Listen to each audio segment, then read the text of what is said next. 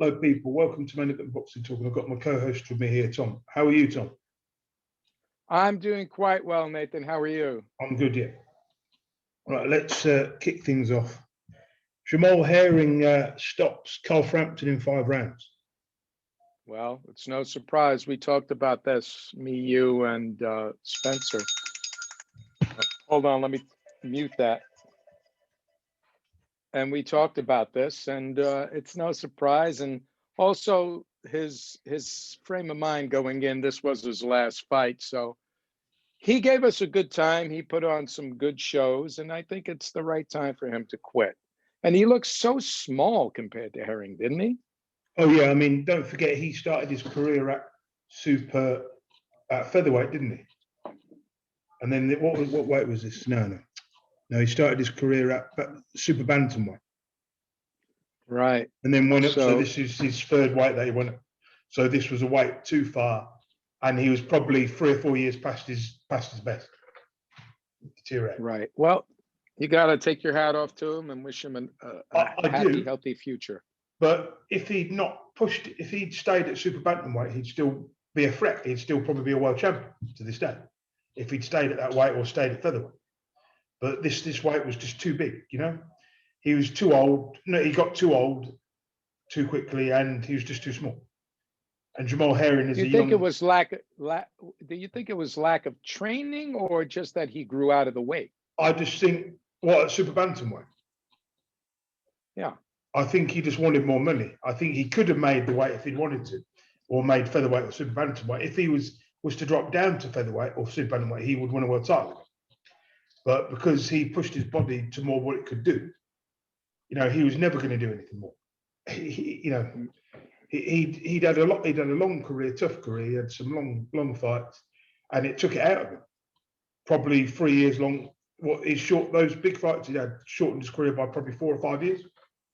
And yet Jamal Herring is a young 35 who's only getting better, in my opinion.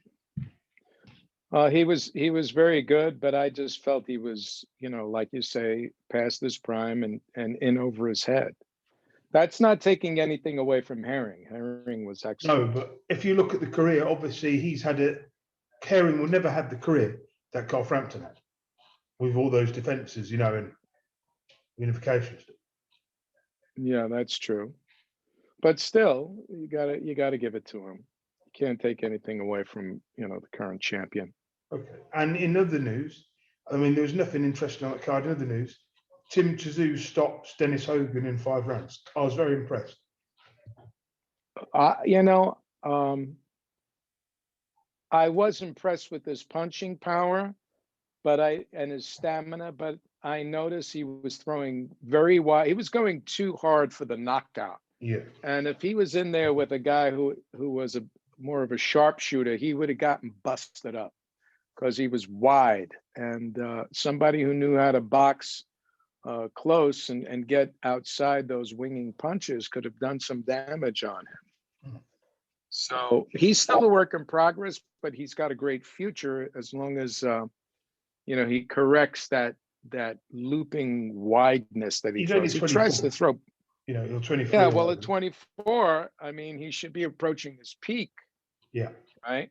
But he started pretty late, didn't he? He started very late. Yeah, he didn't have much of an amateur career. You know, he started very late. Right. Well, he's got a great pedigree, but his father had a good amateur career. Oh yeah, but his dad was a different breed to him, I believe. But he I think he can win a world title at this weight. But you know, we'll see what happens. He can. What is he? 154. He is 154. Yeah, he's got enough of a frame to go up to middleweight, and there are some real tough people up there at middleweight. I think he should try and win a belt at this weight first before he moves up. You know, try and get a belt or something. We'll see if he can keep making the weight. I mean, he's still growing. And also, Joey Dueco won a fight in 1 round against somebody called Joe Jones. Well, yeah, Joey Dueco is a good puncher. So he's awkward.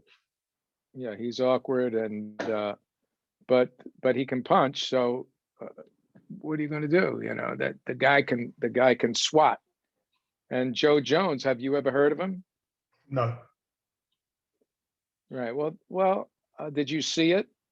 I didn't manage to see it. I couldn't find any footage, but of it, to be honest, I looked everywhere. Neither could I. Neither In could other I, news, but Abdi loses to Jack Malawi. This is a big. well, that was a surprise, right? Yeah, big surprise. I haven't seen the fight, but big surprise. Yeah. What are you going to say? You know, sometimes that happens. That's what's so interesting about boxing. When you think that another guy is a sure winner, and then all of a sudden he gets knocked out, it's like, whoa, hello there. It's kind of like there have been several cases where guys have done that, and it's been great. And then they still look at the women who just fought Breakus, right? She was defeated by that gal, and defeated again in the rematch. That gal was never favored to win. Terrible, right? So what do you think of Conor Benn and Vargas? We haven't got that fight. We've got a few things to. We can go I'm straight. sorry. We can go straight there. Let me go to that card. Let me just quickly go to the card. No, go in the order you want it to go. No, it's fine. We can stick well. Let me just find the card very quickly. Right. So this card, Conor Benn. This is an interesting fight for him because it's a bit. This guy's quite a lot better than what that fought Sebastian Formella got, I believe. Is this a step too far? Sorry? He's what? Is this a step too far? Say what are you going to say? I think this may be a step too far, to be honest. They may be pushing it a little bit. Huh? Yeah, they may be pushing it a little bit. Well, Conor Benn has some power, right? Oh, yeah, he has enough to knock this guy out. From what I've seen. But he doesn't have... And this guy's last... Yeah, carry on. He doesn't what? Carry on what you're saying. His last fight was against... Yeah, I mean, this guy's last fight was against Virgil Ortiz, and he was KO'd. Yeah. Right? And then Collazo split decisioned him. And then Amir Khan decisioned him. That's 5 years ago. Garcia knocked him out. Errol Spence, everyone's knocked him. But still, Errol Spence. So top level guy. Looks like he doesn't do well against good punchers. No, so I'd expect him to win this on points or by late stoppage for Conor Benn. Yeah. If he can't get him out of there, then at this point he's only had 17 fights and he's only 23. So for him, this would be good if he gets the full 12 rounds. Is his father training him? No, somebody else trains him. I can't remember the guy's name. That's good. That's good. So the WBA Continental Belt. So whatever. Whatever. Let me have a look at the record of Conor Benn quickly. It's 17-0. He's got 64.71 KO ratio, and he's a welterweight. So that's a good record for a guy his age. But did he have much of an amateur career? What? No, he didn't have an amateur career. Barely. You're thinking about 4 fights. Yeah, see, that's the thing nowadays, that these guys, all of the majority of great fighters that do well in the amateurs win, they go up the rankings and they win championships and they have longevity. Yes. Some of these guys, that are riding the coattails of their fathers, they don't have as much of an amateur career. But to be honest, Conor Benn is at the stage where he's been pro 5 years. He's had some good wins. He's developing well. The points when he had over Formella was good. He's had some good. That's his biggest win. That was a good win. And Sebastian Formella was kind of world rated. He's in the top 20. Well, I'm looking at his record. He does have some power. He's knocked a bunch of guys out. Yeah. But I think he'll take Vargas out. But this is good matchmaking, isn't it? Because you look at the experience that Vargas has had and the losses he's had and the wins he's had. It's all good experience. It's a good name to have on the record. Yes, I agree. This should be a good fight. Once he's won this, he hasn't gone for the British titles or the Commonwealth belt. He's never gone for the British kind of belts. I got to say, it's got to be hard for some of these young fighters coming up in the shadows of their fathers. Oh, but they're doing it the hard way with him. They're not targeting the British Commonwealth and the European belts. They're just going for the continental belts, you know, like the world belts that get you ranking. And that's a different way of him getting the title. But whether he wins the world title or not, I doubt it. You know, he could probably get. Who's his promoter? Eddie Hearn. Well, if he keeps winning, Eddie, he'll get him some money. I mean, he's already made a lot of money. You know, he's already made about 300 grand in his career. Made a lot of money because he's always on the big cards. But because they're building him into like they want him to be a pay-per-view star. But for me, it's important you win those regional belts. You know, the European, the British, and all that. I agree. I agree. Because then, I mean, these WBA continental belts, I mean, they're not worth the leather they're made of, you know? You know, we used to have here in the States, I think we still do, but you don't hear about it much anymore because of all the divisions in the title organizations now. We used to have like the NABF, the North. I've heard of that, yeah. The North Atlantic Boxing Federation. And those were the kind of titles that guys would really fight for regionally and different championships. And that would help them. NABO, but not the NABF anymore. It's the NABO. Yeah. Okay. Boxing organization, whatever. North America, yeah. But I don't even hear about them much anymore. And they used to have they used to have those title fights on TV, and you would get to know a lot of these fighters. And it's a good thing. However, you know, what are you going to do? But if you stick everybody wants a championship. But if you stick a belt on a fight, that gets people interested. Stick a belt on the line, you know. No matter what belt it is, people just get interested, even casual, you know. Yeah, you can sell it. You know, guys can sell that. Yeah. Also on this card, we've got, I mean, if Conor Benn wins, then he's talking about Amir Khan. I think, no, he's not ready for Amir Khan yet. Well, maybe he is, maybe he's not. I don't know. Amir Khan's so sharp. Is Amir Khan ready? I mean, what is he doing with himself besides talking? All he's doing at the minute is I watched a program on the British BBC, and he's doing a chat show now, where it's just a reality show with him and his wife. And at the minute, he's building an £11 million wedding hall. Well, there you go. I mean, so he's more or less retired. I'm sure that's a lot easier for him than getting knocked out. But the thing is, I don't think he would want to fight Penn. He wouldn't fancy that at all. And neither would Kell Brook. I mean, Kell Brook would probably be too much for him. But I don't think any of those guys would want to lose to a prospect, you know? No, Kell Brook would be a more lucrative fight, but I think Kell Brook is still dangerous. Oh, yeah, he'd still beat Conor Benn, but I'm not so sure Amir Khan will. If he stops Vargas in 6 rounds, then I'd say Khan would get shinned by Conor Benn's power, you know? Exactly.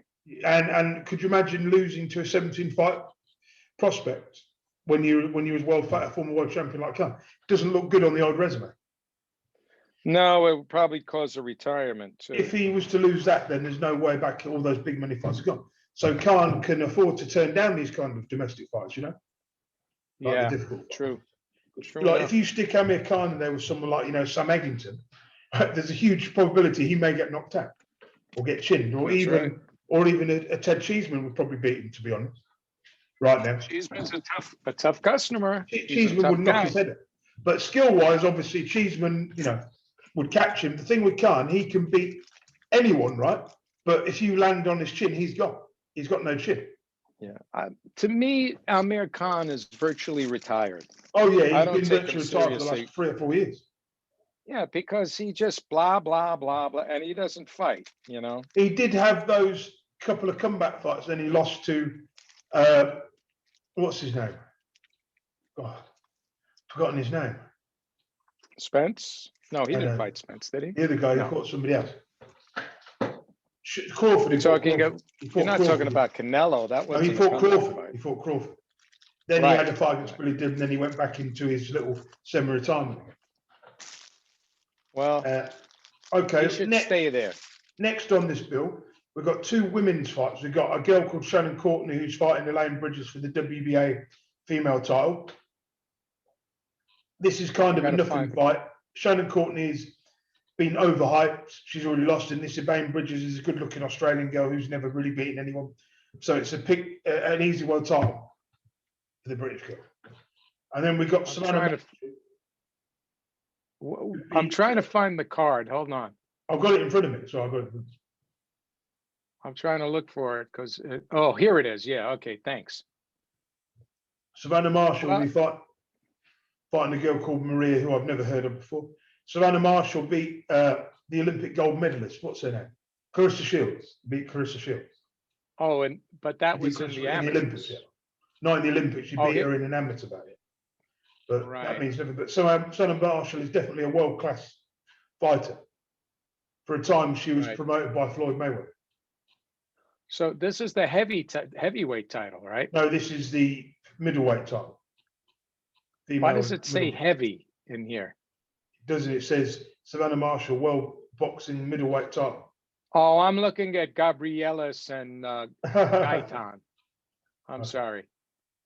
we'll move to our next card. Let me just see what other card there is. Anna Gabriel's in it.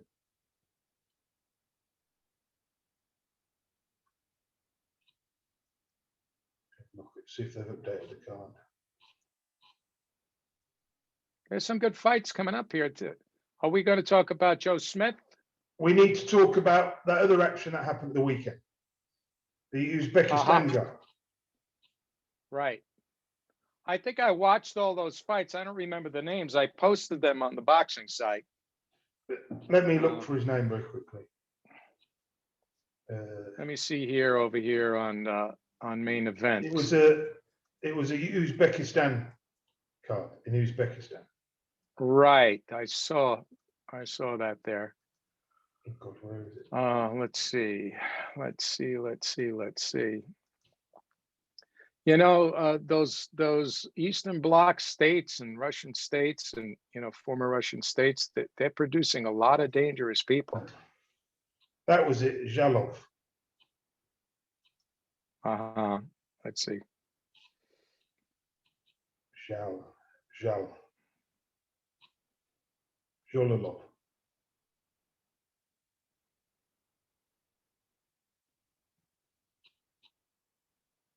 Akhmadov versus Wasa, Gyazov, Moreno. Oh, I found the card. Madridov versus Colombo. So the main event of this was Marat Akhmadov, who is the WBA and IBF super bantamweight title. He defended his titles and got a 5th round stoppage win against Asawa. I tell you what, we'll just call him Ahmed.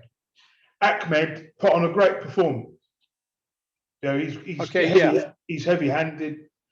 You know, he's much too tough for Asawa. Yeah, I saw that fight, but I thought that was a premature stoppage. The guy had all of his faculties when he was on the ropes. Why did they stop it? That was so weird.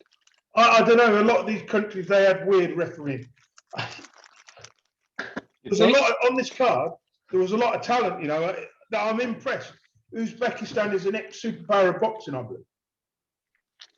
It's definitely, yeah. This guy was very strong. You know, Mordajan Akhmadov. I mean, he's only had 8 fights. Yeah, but boy, did he look strong. He was 26. Very tough. And he's getting better and better. Yeah.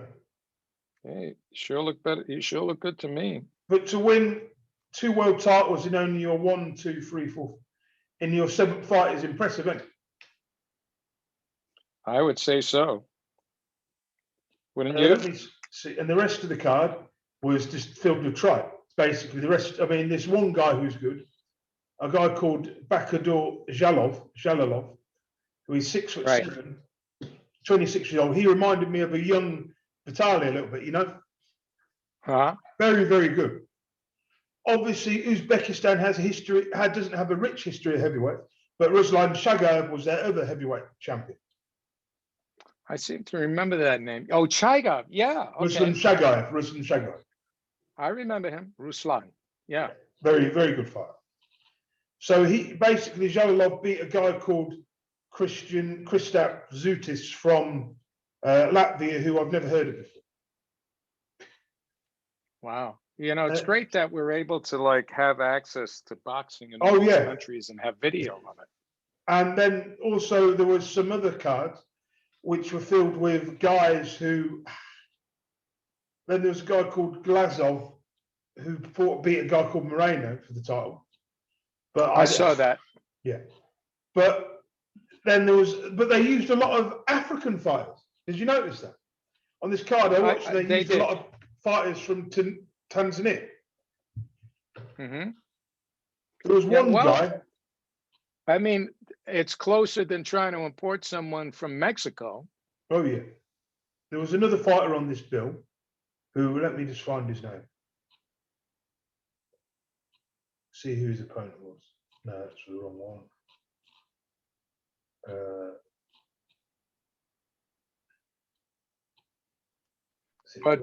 Oh yeah, you know, there's one guy who fought. There was a guy called I can't pronounce it. Mirzid Alihov. He made his debut and he fought an African guy called Tasha Muju. And this guy, when he was touched, did you see that? I did. Touched, he fell down. He fell down like he'd been shot. No. And then he kept falling down. The referee didn't do anything about it. Then the third time, he got punched and he flew up in the air and flew himself into the ropes like he'd just been shot. I'm like, what is that? Surely, I know it's called I Want Out. That's what it's called. So why do they get? I know for your debut, you like to have a stiff or a soft touch. Why couldn't they have given him a better level opponent like Matthew Hatton got? You know, something like that. But this guy he was fighting might as well not bother turning up. You know, it was embarrassing. Well, you know, it's. I know it's hard to get. It's getting fight. Look, some of these guys like that, they're there for a payday. They're not really good. You know, my father told me when he was fighting this guy. I think his name was Arnie Shields. He was an African-American middleweight contender. They never gave him a shot at the title because he was a wrecking machine. Yeah. He hit so hard. And so my father went into the ring to fight him. And by the fourth round, my father said, "The hell with this," because the guy was just hitting him so hard. He said, "I'm not." He let him hit him. You know, he blocked the shot, but he let him touch him. And he went down. He says, "I'm not getting up." I don't blame him, but you know, it doesn't look good for telly. You know, if you've got someone who's falling into the ropes like that, you know, if you're gonna, right. You know, I posted this thing. I don't know if you want to talk about this, but I posted this thing that Ray Mancini was talking to this former mafia boss who's now trying to rehabilitate young criminals. Yeah. He was actually a captain of a family. Yeah. And Ray Mancini was talking about how when he fought Hector Camacho Jr., he actually won the fight, but they gave it to Camacho. Right. And he said that they don't bribe the fighters anymore. What they do is they get the referee in their pocket. Not the referee, I'm sorry, the judges. They'll buy off a judge. That's why sometimes you see these weird scores. There was another thing I wanted to talk about, a British-based fighter. Have you heard of Prince Patel before? He is a super flyweight. Right, he's been fighting in Tanzania because in Britain, nobody in this country will promote him in England. Why is that? Because he's an idiot. The minute he opens his mouth, he was saying that one of our lightweights, a guy called Barry Jones, a Welsh guy who was a former white champion. What division did Acilio Freitas fight? And he fought in the same division as Acilio Freitas. You mean what's his weight? Yeah, what was super flyweight? So he was in the same division that Barry Jones was in, right? So, and he said to him that he was a bum, you know, and then he got booed at building. He did fight for an IBO world title about 2 years ago, but he's won his last 5 fights. He had a fight at the weekend, and obviously he had a draw. Yeah, but this weekend he fought like the weekend just gone. He fought a guy called Julius Kiswari. Julius Kiswari. Yeah, he fights a lot of the time. All his fights are now in Tanzania. Because I think he's half Indian and half Tanzanian. So he fights there. And he's getting some big wins. You know, he's already picked up the WBF world title, African boxing title. And at the weekend, he managed to pick up. What did he pick up? He got the vacant WBA Intercontinental Super Flyweight title. He And the picked up vacant International Boxing Federation Continental African Super yeah, Flyweight. He got like 5 times. 5 titles. So the Commonwealth is important in Britain. If you win the Commonwealth belt, that's good. But it wasn't reported in any news outlets, his victory at all. Nobody in Britain covers his fights in him. People just, he doesn't get the coverage. So in Britain, if he fought in Britain and fought for a Commonwealth belt, that would have been televised. Wow. So they don't like him over there. No, they hate him in England. They hate his guts, and it's. But then he's only got himself to blame. But if you win the Commonwealth and the WBO Global Belt, which is now on, have you seen the Boxer X Champions page now? They even include the WBO Global Belt and the Gold Belt on the Boxer X Champions page. Well, you know, he has a good record. He has 24-1-2 with 19 KOs. He's got a 70% KO ratio. But the people he's fighting are poor. He's fighting very poor opposition. Right. The guy he fought to win this title is ranked 130th in the world. Then, you know, he's fighting people who are ranked 300, 200 in the world. He's fighting very poor people. Well, he's won a bunch of different belts and different, you know, because he's going to countries like Latvia where the competition is not so good. So he's picking up these impressive records, beating people that are not that good. But it's the only way. Do you think it's going to help him? Do you think it's going to help him? It's building him. He's a good fighter, but he's just fighting. You know, if he'd stayed in Britain and fought the higher level people, he would have lost a lot more than what he has. Right. Right. We'll move on. Let's talk about what else are the fights. Let's talk about love. I'm just seeing what are the fights of this weekend. Go down to the bottom of the card. God. Oh yeah, Lester Martinez won in 2 rounds. The guy that beat Ricardo Magoya on his debut. I'm sorry, you cut out there. What did you say? I said that Lester Martinez, the man that beats Ricardo Magoya, won a world title. No, sorry, won a fight at the weekend. I didn't see that fight. I didn't see it either. I just saw the results. Let me just see what else is on what cards we've got. God, what's this one? We've got some more fights this weekend. Joe Smith Jr. against Vlasov for the vacant WBO light heavyweight title. Right. Well, this should be a barn burner. They're both good punchers. Joe, it's going to be a tough fight. They're going to come out swinging, these guys. It's going to be a rough, and because that's Joe's style. He's going to try to jump on him and out punch him. That's what Joe does. And what's it, Maxime? That's his first name. Maxim Vlasov. This Maxime guy, is. Yeah, carry on. Maxime is a good puncher as well. I don't know. I mean, Joe Smith has improved a lot. Oh yeah, he has definitely. I think he's going to prevail as long as he doesn't leave himself too wide open. His defense is his offense. So we'll have to see, because this guy can punch and he has stamina. If this Vlasov could be like a guy who's not expected and that could pull something off here, isn't he? You never know with these Russians. You don't really know. We don't really know how good Vlasov is. I haven't watched enough of him to really judge. He's either going to be. This is either going to be a very good fight, very close fight, or Joe Smith Jr. is going to blast him out of there in 7 or 8 rounds. Right. So I'm going to go for points. Joe Smith Jr. on point, because I don't know the quantity of Vlasov too much.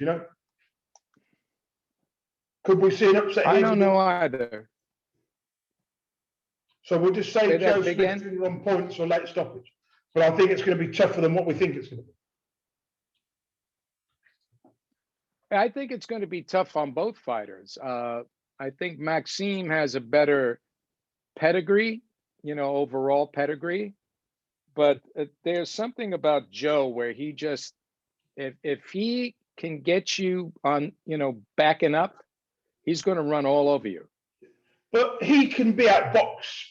We've seen him get outboxed so many times, Joseph Jr. If you can outbox him, you can beat him. But if you can't, then you're in trouble. Yeah, well, Belov did a great job with him, but he even stunned Belov really well. He I did, mean, yeah. he had Belov hurt. What was it, in the 9th round or something? He never fought Batibia. No, I'm saying Bivol, you mean Bivol? Bivol, not Batibiev. The winner is supposed to get Batibiev because he wants to unify the belts, right? This is for the WBO belt, vacant WBO belt.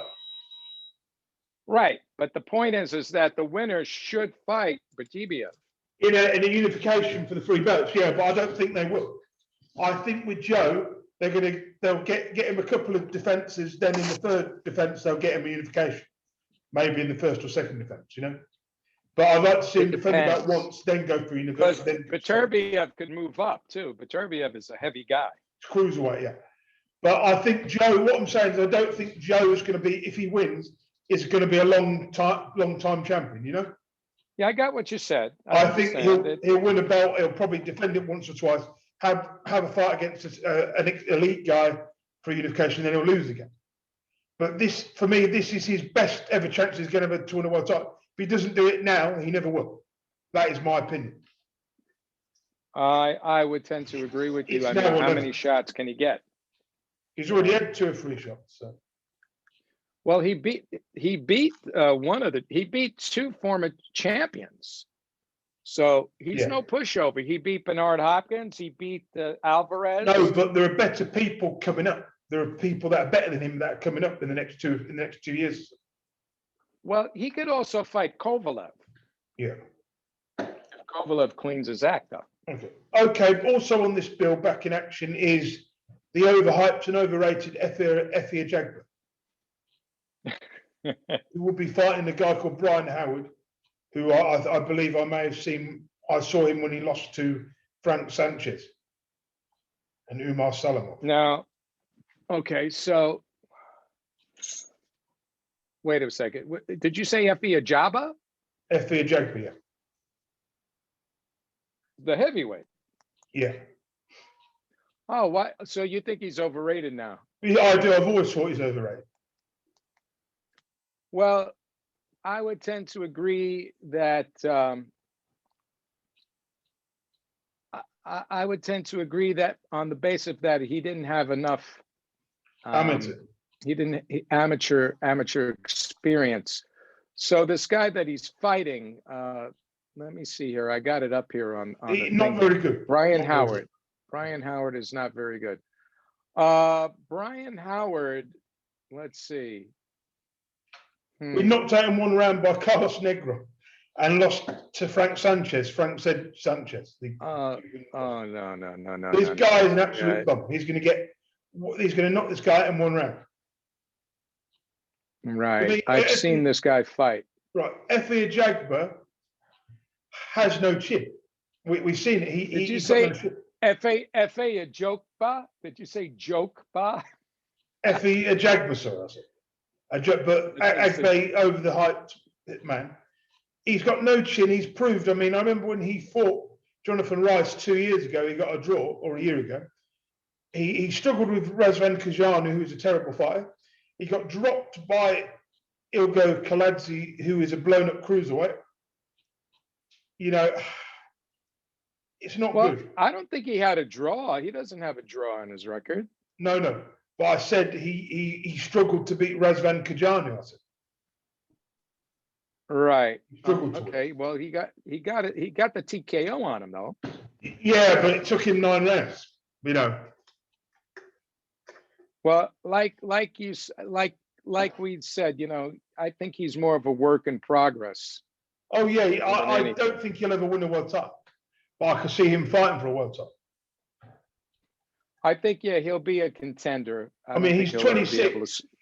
He's got more athletic ability than what Wilder had, but he doesn't punch as hard. You know. You know, it's interesting. Mike Tyson was talking about Anthony Joshua and Tyson Fury fighting, and he made, because I know this would be interesting to you. I listened to this interview, and when he had Shane Mosley, he had Sugar Ray Sugar Ray Leonard and he had Tommy Hearns on his show, Yeah. and they were talking about the match with AJ and Tyson Fury, and he said that AJ, doesn't he punches hard, but he does well with a guy who doesn't move.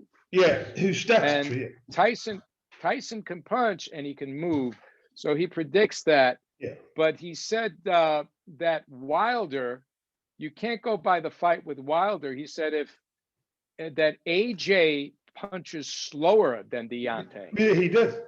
I believe. So he's not going to be able to he's not going to be able to get to Tyson Fury. So my opinion is that Tyson Fury will make Anthony Joshua look silly, very silly. And also, if he was to fight Wilder, he would get his head knocked off. Because there's no way Joshua, his chin isn't that great. There's no way he could take 3 or 4 rounds of that batter and he'll be gone. Because now we know Joshua's got no chin. We know that now, don't we? His chin's awful. And he's only got that Vladimir type defense. So I think Eddie Hearn would be mad after he loses to Tyson Fury, his marketability will drop tremendously. Well, there's a rematch clause, right? Yeah, but if he gets beat really badly, there ain't going to be no rematch, And I think what will happen is what Joshua will lose to Fury. Fury will retire, walk away, and then probably come back in a couple of years. Wilder will pick up the pieces and get some of the belts back. Or if not, Filip Hrgović or somebody else will come along. But if Joshua loses, I don't see him getting the belts back straight away, like he did before. Yeah. Right. There's too many good people coming up now, isn't there, Too many good people. That's true. Up. The next 2 years, Joshua will be just a contender in 2 or 3 years' time, I believe. Yeah, well, there are people right now that could give him problems. So if Joshua was to fight Fury and win, he should then walk away from the sport and say, I've done what I need to do and just stay away. There's a lot of dangerous competition out there for him. This new generation that come through, like the Uzbekistan people, Ukraine, they're more dangerous than this current crop. So in 2 or 3 years, 3 or 4 years' time, Joshua and Fury will just be a memory. They'll be gone. True enough. Right, we'll go to our next subject. Regis Progress will be fighting Ivan Redcatch. No, sorry, that's next. That's the week after. That's going to be a good fight. That's the week after. Sorry, it's the week after. Got the wrong. Right. You want to save that for later? Yeah, that will be next week. So let me see what else we've got in news. Right, that's the first thing. So there was some talk about Pacquiao and Crawford this past week, wasn't there? Yeah. Don't know if it'll happen or not. Manny's got nothing left to prove, really, unless he really needs the money. Why should he fight? I don't think he gains anything from this fight at all. If Crawford wins, they say he beat an old Pacquiao.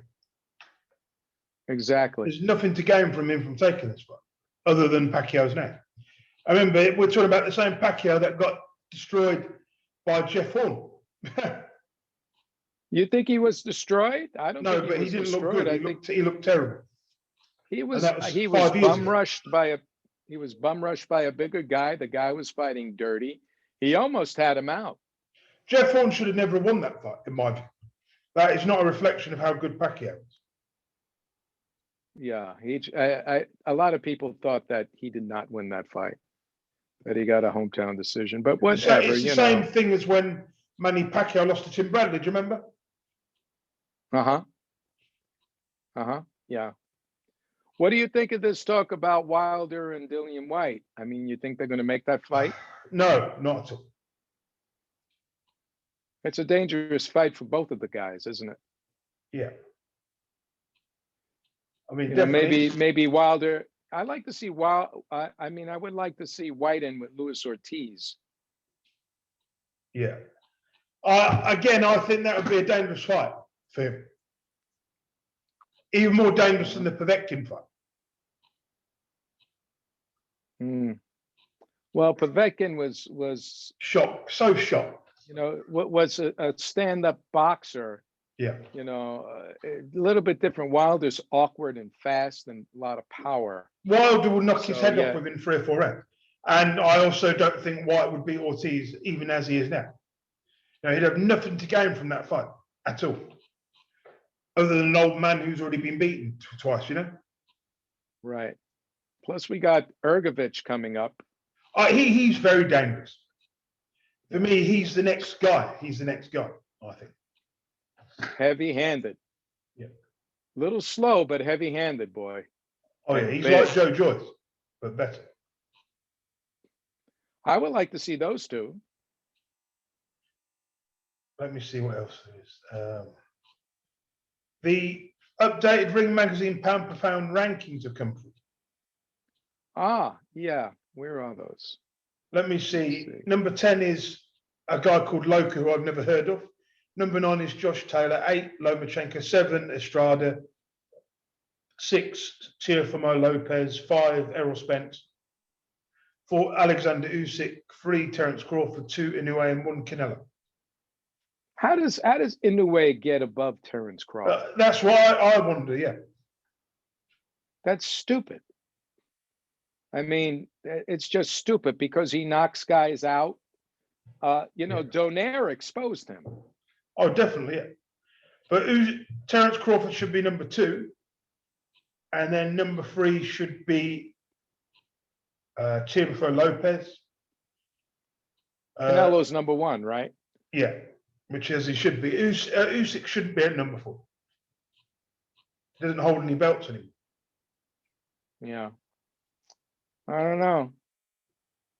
It's, you know, those things are, it's like a fantasy, you know, who gets to be number 1, who gets to be number 2. I don't see a lot of logic sometimes in these lists. It's a load of bollocks, this Ring Magazine thing. It's owned by Golden Boy, isn't it? It is now. What do you expect? It's all bullshit. You can't pay attention to that crap. Right. Next, Tim. It makes for good conversation. Yeah. Tim Tszyu is going to fight again in July. Apparently, he's interested in fighting Danny Garcia or Liam Smith. Liam Smith would be the best option. Danny Garcia is too dangerous. So. Danny Garcia is too dangerous. Yeah, especially with the way he fights, with being as wide as he is. Danny would get him right up the middle. Yeah. But Danny's smaller. See, that's why he wants Danny, because Danny is small for 154. Yeah, but Danny will not take that fight. Why should he? He's won world titles at 2 or 3 different weights. He's got no reason to. He's got too much to lose. He's got too much to lose. Liam Smith is a perfect opponent because he's just under world class, just below the world class level. Yeah, I think so. I think that would be a good opponent for him as well. He better stay away from Charlo, though, in that division. Oh, yeah. He's not ready. He's not on their guys, though. But when Charlo he's finished, take him apart. When he's on that level, he will get there, I believe, you know. We'll see. And Danny Garcia is only a 147 fighter anyway. So he'd have nothing to gain from going up in weight. He'd be severely, weight. Not really. Let me see what else there is. Was there something else to that? There's Obal and Donaire. Obal will be fighting Donito Donaire on the May the 29th. I'm not bothered about this fight, to be honest. Well, what do you got on it?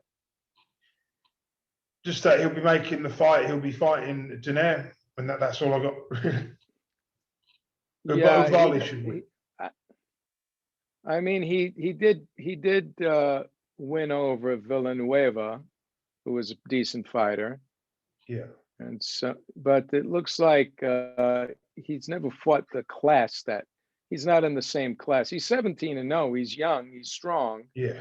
But Donito is a real seasoned, former champion and could be again. But he's on the slide, in my opinion. Not by a little bit, Also, in other news, the WBC, their first bridgeweight title, ranking title was claimed at the weekend. The WBC Baltic title. Or what was it? WBC Baltic? silver title. What, this weekend or It last was the week? weekend just gone. It was one. Oh, did we miss something? What? Who was it? The guy's name was uh, Giovanni Brozin. He's a Cuban guy. Uh-huh. So this was the WBC silver title, I believe. Okay. I wanted to know if do you have Netflix? I do, yeah, but we have different programs in the UK one. Okay, well, there's a thing on Netflix called Fight World, and there's this actor, Frank Grillo. He's a boxer and a martial Yeah. artist, and he goes around the and he, in different countries to find. Let's see. He goes around different countries to find Yeah. different cultures, their fighting cultures. It's very interesting. He goes to Senegal, he goes to Thailand, he goes to Burma. Yeah. He's going all of them. Now he's in Israel, and it's very interesting because he puts the culture on and what the fighting means in these different countries. You should Yeah. check it out. It's very cool, called Fight World. So what we got? There's a few more things I've just seen. Fire So away. Eddie Hearn is hoping to match Dillian White against Jermaine Franklin, or against the Jermaine Franklin versus Sean. What's going on? I saw that. Eddie Hearn is interested in matching Dillian White against Trevor Bryan or Jermaine Franklin. Well, I think Trevor Bryan would be the best fight for him. I think that would be a better match for him. You're right. Jermaine Right Franklin is terrible. He's terrible. He's horrible to watch, and he's so slow and boring. I think this heavyweight, it'll be a kind of a unification fight because the WBC interim and the WBA regular belt. And I think Dillian White is looking at it saying, I want to beat this guy because I know I'll smash him to pieces and take his world title, Absolutely, and it's a payday. It right? must be so frustrating for Dillian White looking at a guy who hasn't got the talent he's got, is already a world champion ahead of him. Right. Well, look, he's a bridesmaid waiting to get married, right? He's got that He's waiting for a WBC title belt. shot. But if he wins this world title, he's going to be waiting about another year and a half for that WBC belt. So it's better that he takes this fight now against Bryan, wins the belt, because before too long he will lose again. So he should take his chances while he's still in his prime. Before the next guys come through. He's been sitting it out for too long, and Eddie Hearn's got to keep him busy. So this fight's for a world title, isn't it? So this will be perfect. This will kill two birds with one stone. Yeah, I agree. So, how soon do you think they could get him back in the ring? Trevor Bryan. No, I'm talking about Dillian White. Probably July. I hope so. But it won't be a meaningful fight. It'll be a meaningless fight. But he needs to stay busy, But I don't think he should have any more risky fights till he gets a world title shot, Well, any fight is risky. I mean, Povetkin wasn't supposed to be risky, and look what happened. I'm talking about fights that are below Povetkin, No more Oscar Rivases, any of these kind of guys. I even believe that Otto Wallen would cause White problems, real big problems. Yep, I agree. I do think that win against Povetkin has made him look better than what he is. He looked good, though. Look. He looked very good. Povetkin, was a good fighter. Let's be honest. But he was shot. He was over the hill. Okay, he was over the hill, granted, but he was a good boxer. He had a very good pedigree and a good, PEDs and all. He was still an excellent boxer. Yeah. So the point is these guys, What are you going to do? I mean, he should just fight. Yeah, Trevor Bryan, I think, would be an easier match for him yeah, uh, than the other guy. yeah, But because but Trevor Bryan can fight. He's big. If he's in real good shape, yeah. he could give Dillian White a hard fight. Oh yeah, White. I'd expect White to win, but it's going to be a long night. In other news, Triple G is now 39. Yeah, I know. But he looked good his last fight. Oh yeah, he did, but I think very soon that father time is going to make him bad overnight. That's what I believe. He's probably only got a year left. I think he needs to walk away. I mean, he's the IBF champion, isn't he? Is that the only belt he's got? The IBF and the Yeah, IBF. but look, I got to admire the guy, for his age, and they made him wait so long to fight Canelo. I mean, I think they would have waited if there wasn't such a public outcry for it. I think they would have waited until now to give him the fight. Oscar De La Hoya really, I think that was part of why Canelo was getting so much bad press because of Oscar De La Hoya's, marinating and this and that and all your weight catches. It made Canelo look bad. And Canelo's a great fighter. And I was really more upset with his handling. And Oscar did make him a lot of money, but I feel GGG won that fight. I feel the second one was close. It was, it could have been a draw. If Canelo had been in his prime, I believe he would have won that fight at the time in the first fight. Well, in order for Canelo to really be in his prime, he needed to go up to 168 because that was always around his natural weight. He was always coming into the ring around 172. And he just couldn't keep making those weight cuts at 147 and then 154. It was just ridiculous for him. It took him 4 rounds to get going. He was slow for the first few rounds. Now he's fighting more at a natural weight. He's got more power, and he's hitting harder. And he's a better boxer now. But he kind of reminds me of a man who recently passed away. Okay. Does he not remind which you of one was Hagler a little bit? Canelo? No. No, I'm talking Canelo about fights. Triple No. G reminds me of Hagler a little bit. No, neither one of them. Although I know Hagler liked GGG. I heard him in interviews. He liked them because of the way he fought. He had that same mentality, seek and destroy, that Hagler had. But Hagler, you really need to watch his fights.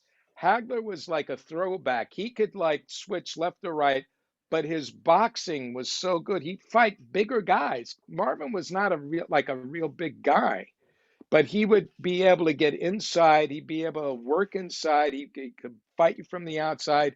He could dance. Canelo is good at what he does. He's really good. He fights mainly one style, and it very effectively.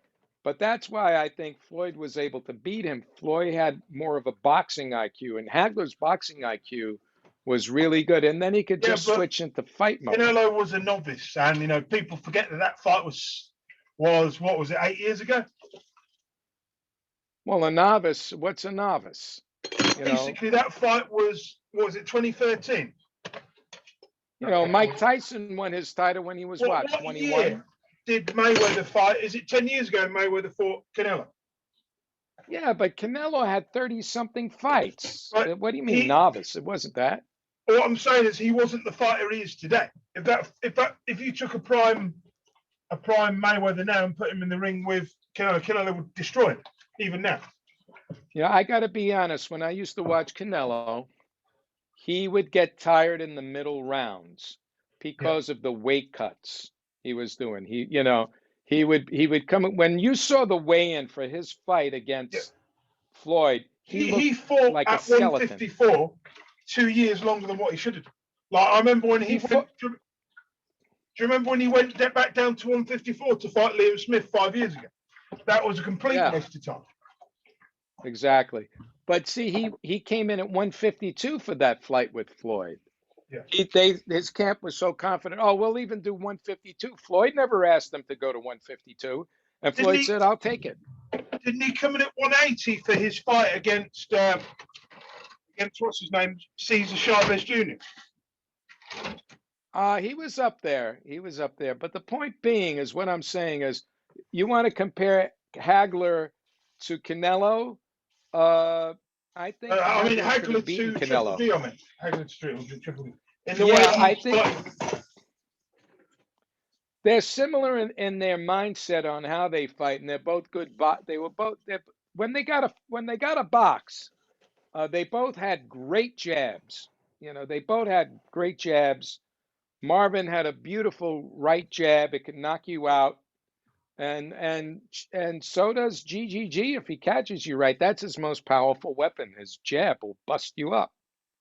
So they had a lot in common in their styles, but I think Marvin was more dimensional with his boxing Yeah, IQ because he actually would go to people's hometowns to fight them. He always wanted to fight the best. He never ducked anybody, and yeah. GGG was the same. I don't think he ducked anybody. Thing with Triple G was that no one knew who he was when he won the world title. Nobody really knew him. Right. He just won a interim bout against a guy no one's ever heard of. And then he Well, got promoted to champion. Then he just became good. Nobody. I right. knew who he was back in 2013, but I didn't really watch him. I just read him in his fight reports. Did you have HBO? No, we never had HBO in England ever. We just had Sky. That's what made him popular. Once he got on HBO and Max was talking him up, that's when he became known. And then he was First time, working. yeah. First time I What'd watched you him was say? against Matthew Macklin back in 2014. So he'd been Ah, champion a couple of years. So I didn't watch his early stuff. Let me right. just look at his He was very resume. impressive. Let me look at his resume very quickly so I can see how long ago I watched him. Let's have a look on his record. We go back down. Matthew Macklin. Oh.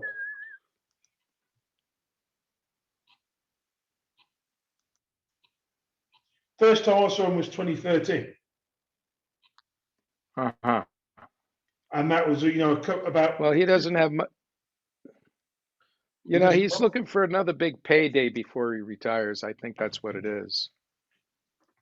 But with him, he's had such a Hall of Fame worthy career.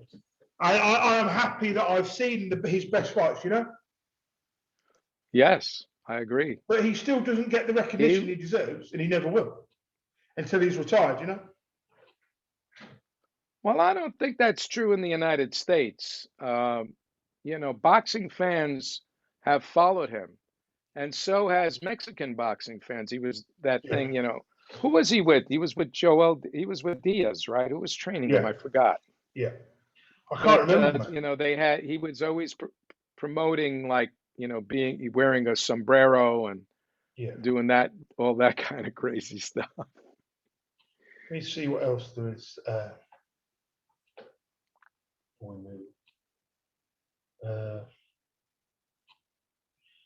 Apparently, Deontay Wilder is not retiring anytime soon. Why would he retire? This thing, people seem to be thinking he's going to do a disappearing act on us. Why would he retire? He could make a lot of money still. But, unfortunately, he is breaking down. His body, he's had a couple of surgeries and On his injuries. hands, yeah. Yeah, I mean, he's not getting any younger. He's 35 or whatever. He can still win another world title, if he fights the right guy. And he's still got a talent to win another world title easy. I think he could be competitive and dangerous with anybody, no matter what. Even when Mark Breland stopped that fight, he did not lose his senses. He was aware. He may have been stunned, but he wasn't on his way down to No, one defeat does cold. not define your career, and he needs to come back and rectify it. Even if he doesn't fight Fury again, even if he doesn't fight Joshua, if he comes back, wins a vacant, because obviously after this fight, a lot of the belts will be vacant, won't they? Some of the belts will be vacated. The WBO and the IBF belts will be vacated. So then Wilder can pick up one of those belts, the IBF or something. Do you think Tyson Fury will retire after this fight if he wins? Yes. Or if he wins, there'll be a rematch. If he wins, there'll probably be a rematch, and after the rematch, he'll probably, have another breakdown again or something, and give up all the belts. Right. Do you think that was bogus that he was in the bars drinking and partying and all of that Yeah, recently? yeah. I think they were just trying to shake things up to say, hey, if you don't make this Matt, you better get him now, But before he goes off the rails again. even though Fury's only 31, for me, the way he lives his life outside the ring, he won't have a much longer career, at the top. Maybe a Well, couple more years. he's living a clean life. I mean, he's But been I just training. don't think he's mentally in that frame of mind to carry on for another. Joshua will have his career will outlast Fury's by a long time. Well, I think Joshua seems more stable, but Joshua's also got a real mean streak too. Joshua has the thing with Joshua, he can come back, lose, and rebuild himself. I'm not sure Tyson Fury can, to be honest. Well, I don't know.